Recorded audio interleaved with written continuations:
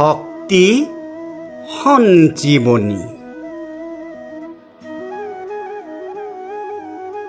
জীৱন্ত এগছি জ্বলন্ত বন্তি চাকি।